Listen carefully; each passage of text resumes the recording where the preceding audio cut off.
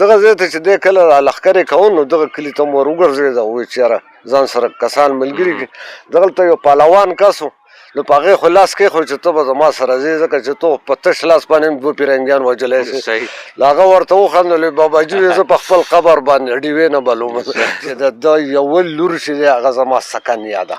د دې خاطره سرتور فقیر زما زه ډېر په ویاړ سره وایم چې سرتور فقیر زما نیکه و.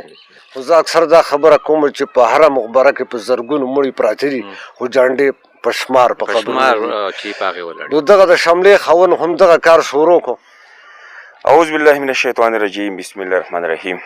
د مشال ټي وي قدرمنو کتونکو د خپل روح خپل قربان میدالرحمن حمدالله خوا په دلو سلامونه ومنې هیله من یم چې په صحت به کامل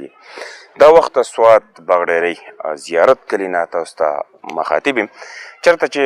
د خپلواکۍ یو اتل سرتور فقیر هغوی په دې مقبره کې پراته دي د هغې مزار له راغلي یو. یقینا د دوی حوالې سره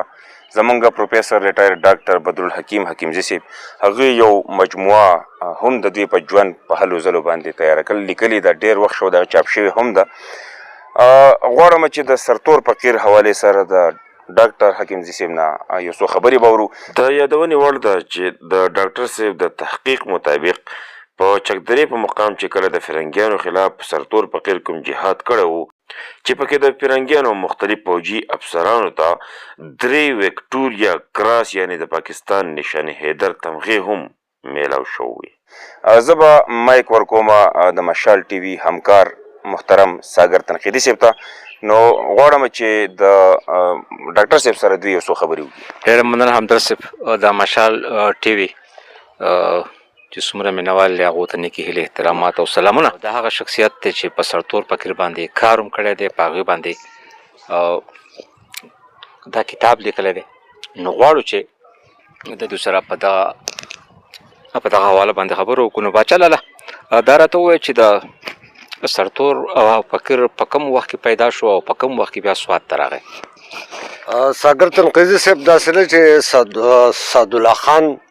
چې په سرتور فقیر مشهور دی د دې سره ورته انګریزانو میډ ملا هم ویلی دی او په ولس کې هغه په فقیر بابا مشهور دی. د اصل کې و د بونیر د ریګا او په ریګا کې د پلار چې و حمیدالله خان نوم و او د ده بیا د حمیدالله خان 4 زامن یو د سعدالله خان دی چې سرتور فقیر ورته موږ وایو، یو زیدالله خان دی، یو حباب خان دی او یو بل نوم رانه اوس په دې وخت کې هېرېږي بهرحال بل زرداد پهلوان دی. بیا د قصه په دې کې ده چې د ریګا ملکان دي دا او د هغه ځای مخور مشران پښتانه دي. دی په د ده رور چې څنګه لکه ما وویل زرداد پهلوان او هغه هم د صحت نه ډېر زبردست و. بیا دی هم ښه صحتمند او تکړه خپل ټول وروڼه 4 واړه. قصه په دې کې راغله چې کله په زمونږ په پښتونخوا باندې د پیرنګي دغه ناپاکه قدم دلته کېښودلی شو او هغې بیا دغه فارورډ پالیسۍ لاندې هغه دې خوا ملکنډ ته مردان ته د نورو دغه سیمو ته سرحدي سیمو ته او یو د سمې نه سوات طرف ته مثال هغې خپېره غځول شروع کړه ځکه چې مردان خو د پخوا نه هغې نیولی و. نو قصه په دې کې ده چې په دې کې یوه درنه جګړه تاسو ته یاده ده چې په 1863 عیسوي کال کې شوې ده او د دغې جګړې مشري زمونږ سیدو بابا کوله. په دې جګړه کې هم دا کورنۍ شامله وه او د ده رور هم په دې کې شهید شوی و او سرتور فقیر چې په هغه وخت کې بیخي ځوان هلک هم په دې جګړه کې شامل و. یعنې د وطن مینه د دې خاورې سره د خپلواکۍ مینه او بیا د تورې سره د مینه او دغه توره د خپل وطن د ناموس او د خپل قام د خپلواکۍ د دفاع لپاره استعمالول د دې خانداني پیشه وه. رالو دې ټکي لا چې بیا څه وخت کې د لا په ځوانۍ کې دی چې د ده په کورنۍ کې په دغه ورونو ورېرونو ترمنځ سلوړ غرګۍ کېږي په هغې کې یو کس مري او بیا د جرګۍ له خوا نه ده ته شړونتیا او سزا ورولی کېږي. دی په دغه شړونتیا کې هندوستان ته تللی دی. هلته کې بیا په هندوستان کې د هغه کسانو سره زیاته ناسته ولاړه شوې ده کوم چې د خپلواکۍ دپاره جنګېده. د دغه اثر دی د هغه ځای نه راواغست په هندوستان کې یو وخت تېر کړ او بیا د دغه ځای نه بیا لاړ افغانستان ته. په افغانستان کې د امیر عبدالرحمن خان او د دې خلکو سره هم لیده کاته وشو او له دې نه داسې هم معلومیږي و چې ده د تاشقنده پورې هم لکه سفرونه کړي دي. خو دغه ټول سفرونه د یو څیز د ذهن جوړ کو چې د خپل ځواني د خپل وینه دا د خپلواکۍ دپاره په کار راولي. ځکه چې په ژوندانه خو بلا خلک ژوند لري، خو زه اکثر دا خبره کوم چې په هره مقبره کې په زرګونو مړي پراته دي خو جانډې په شمار په قبرونو. نو دغه د شملې خاون هم دغه کار شروع کو. د چې د افغانستان نه بیرته راغی نو د خپل کلي ته لاړ، بونیر ته لاړ او بیا یې د هغه ځای نه پوره تابعه وکړه چې د جهاد دپاره لښکرې تیارې کړي، د پیرنګي خلاف مثال لکه د جنګ تابعه وکړي. بیا د په دې باندې پوهېده چې د بونیر جګړه ډېره نږدې وخت کې شوې وه، یعنې په 1830 او د امبېلې جګړه چې مشهوره جګړه ده او ما وی چې د دې د کورنۍ کسان پکې هم مړه. نو په داسې حال کې په بونیر کې بیا د جګړې کولو هغه ماحول نه جوړېده. نو ده دا پام وکړو چې د دې ځای نه داسې یو ځای ته تلل پکار دي چې هغه ځای خپلواکه پاتې شوی، د پیرنګي د لاس ورغځېدلی هلته کې لا نه هغه خلک به په پوره زړورتوب باندې مثال راپاشي او زما سره په دې لښکر کې شامل شي. دویم داسې یو ځای موږ ته پکار دی چې هلته دفاع اسانه یعنی غریزه علاقه چې دفاع اسانه دی. په دغه ترڅ کې بیا مثال سوات ته راغی، اول شانګلې ته لاړ، په شانګله کې د بیا واده مو کو او د هغه ځای نه د پوه شو چې د شانګلې په غرونو کې دومره لښکرې راغونډول اسان کار نه دی. له دفاع په حساب خو به ډېر ښایسته ځای، یو ښایسته مورچه ده، یو ښایسته کلینګار، خو لښکر به سم نه شي او د دغه ځای نه به جګړه اسانه نه وي. ډېره دې خاطر د سوات پتیپور ته راغی. په دغه پتیپور کې د مخې سره بیا د کار شروع کو، په ولس کې وګرځېد، د دې سوات په ټولو ملکانو وګرځېد، په عوامو باندې وګرځېد، د باجوړ، د دیر او د دې شاوخوا د ټولو سیمو دورې وکړې. او بیا دلته هم په دې پتیپور کې ځوانان د جنګ ته د تیارولو تربیې شروع کړې. یعنې دغه ځوانان به ډلې ډلې کول او مقابل کې به ودرول، په یو بل به په لوټو ویشته، په لاوړو به وال او ده بیا داسې کار کړی چې